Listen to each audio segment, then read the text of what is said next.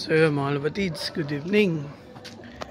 At yun, San Mateo Rizal na ang bitaw natin para bukas training mga labatids.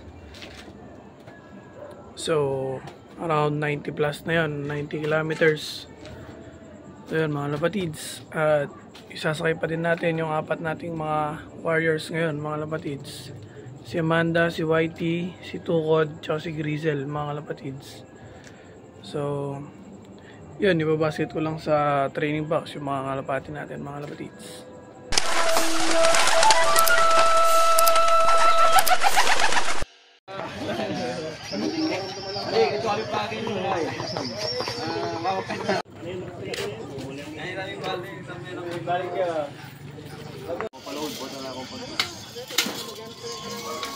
One hour later. So yun, mga labatids.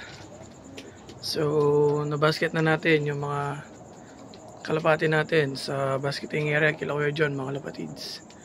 So, yun, nakapuling si Tukod tsaka si Amanda, mga lapatids. So, siguro yung abangan natin bukas 7:30 or 7:45, mga ganyan, mga lapatids. Kasi matik yan, ma-release ng 6:30 or 6:40 yung mga kalapati natin kung hindi masama yung panahon, mga lapatids. So yun mga lapatids, kita-kits tayo bukas sa abangan natin ng umaga, mga lapatids. At update din pala, so yung second lap nila Amanda ay sa ano na, sa Sabado, mga lapatids. So yung throw nila tatalo na din. So wala naman ding problema yan kasi parang nagka-training lang din sa San Mateo Rizal, mga lapatids. So 90 plus kilometer na yan. So sana makapwesto pa din si Amanda at si Whitey, mga lapatids. Sana makabawi siya sa second lap. So yun lang mga lapatids. At yun, pahinga muna tayo mga lapatids. At kita-kits tayo sa abangan bukas ng umaga. 2,000 years later. So yun mga lapatids, abangan na. So na-release sila ng 7 AM mga lapatids sa San Mateo Rizal. So 91.09 kilometer. So time check tayo mga lapatids, 7:30. So 30 minutes na sila lumilipad, mga lapatids. So yung abangan nga natin is 8:20. So 1-2 speed na yan, mga lapatids.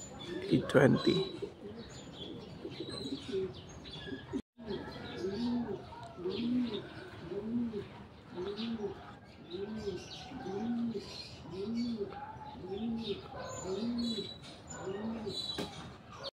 So mga lapatids, time check 8 AM mga lapatids. So isang oras na sila lumilipad, mga lapatids. At wala pa tayo napaparating, mga lapatids. So yung high speed niyan may higit pang 1.4, mga lapatids. 1.4, 1.5 pa, 1.3 yan. Then yung hangin, mga lapatids, galing sa east to west yung hangin, mga lapatids. So medyo salubong sa pauwian sa south, mga lapatids, yung hangin. So parang mabagal yung mga kalapati ata ngayon, mga lapatids. Nahihirapan sila sa hangin. Galing dito yung hangin, mga lapatids, sa east, yan. Then pag dito pa west. So kapag nanggaling dito yung mga kalapati natin, matik na yan, mga lapatids, nahila sa hangin, mga lapatids. Kaya mga lapatids, time check 8:20 mga lapatids. So wala pang dumaraan na mga kalapate. So nahihirapan sila sa hangin, mga lapatids. Yun mga lapatids, 8:20 na. So abangan na natin 1-2 na yung speed, mga lapatids. So yun mga lapatids, wala pa din tayong pauwi. 8:20 time check, 8:24 na mga lapatids. So mag-1-1 na yung speed mga lapatids. So napakataas na ng araw mga lapatids. Makainit na. Tapos late pa na-release yung kalapati natin mga lapatids. So parang nahihirapan sila. Wala pa din paklak mga lapatids. First bird. Si Amanda mga lapatids. Si Amanda. First bird. Bilis. Si Amanda mga lapatids. Ano siya? Ano si Amanda? Kalak ko lang mga lapatids. Sabay lang pala ni Whitey si Amanda. Lapatids. First bird natin si Amanda. Second bird natin to mga lapatids. Sa susunod, tatlo na yung ipupulin namin. Ito yung tatay ni Whitey mga lapatids. So, Si Termi. katagal pang bumaba mga lapatids. Shout out. Myla Castro. Salamat sa pag-give bird ng Terminator at Basra. Bali si Whitey guys. Terminator Basra yan guys. Mga lapatids, first bird natin si Amanda. Then second bird si Whitey mga lapatids. So dumating sila 8:34. Bumaba sila ng 8:39 mga lapatids. 5 minutes. Salamat, naiiyak na ako. So yun, 9:79 na lang yung speed niya. Third bird mga lapatids. Tukod. Mga lapatids. Pasok.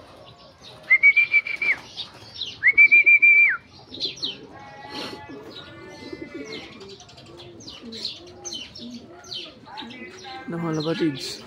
So hindi naman siya tumuod mga lapatids. Ayan, tagal tagal bago bumaba. Mga lapatids. Nakalak ko lang din siya mga lapatids.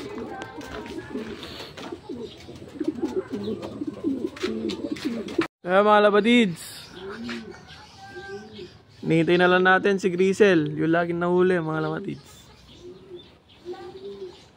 Wala pa din siya. Siguro mga 9:30 nandito na yun mga lapatids. So time check 8:52. So sayang yung natin, yung pooling natin mga lapatids. 8:34 dumating. Bumaba ng 8:39. 5 minutes yung inubos 0 mga lapatids. Yun sila yung tatlo. Medyo niyan, papaliguan ko lang sila ng konti mga lapatids. Then pakain ko na din doon. Tapos yan mga lapatids, papasokin ko na sila. So yan mga lapatids, 4 out of 4 na tayo mga lapatids. At yun, kompleto pa din yung mga wires natin mga lapatids. At bitaw nila kanina is San Mateo